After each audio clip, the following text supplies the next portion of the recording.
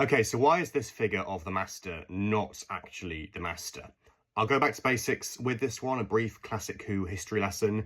So essentially, the Fifth Doctor first meets the Master in Castrovalva, he then meets him again in Time Flight, and then in The King's Demons, a story set in the medieval period which involves the Master using an android named Chameleon, a shape-shifting android named Chameleon, to try and impersonate King John and set history off track. Of course, he fails.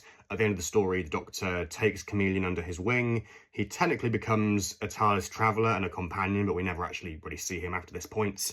The Master then shows up again in the Five Doctors, and sometime after this, he's experimenting with his tissue compression eliminator. He accidentally shrinks himself and his laboratory, and so he pulls the TARDIS to the planet Sarn, where he's planning to kind of, get himself back to full size again. As part of this plan, he calls on Chameleon, who of course he's got this prior connection with, having worked with him before, and he essentially gets Chameleon first to impersonate Perry's stepfather Howard, and then to impersonate himself and to kind of become the Master.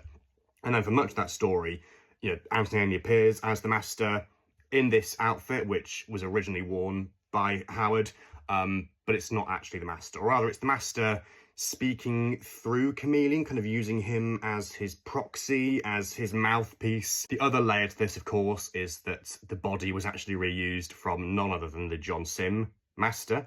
So this is a figure that's started off as the Master, and then was sold as the Master, but is technically not the Master. It's kind of one of those confusing things, but yeah, that's why it's so exciting to finally have a figure of Anthony Ainley as the Master, proper, in his full costume.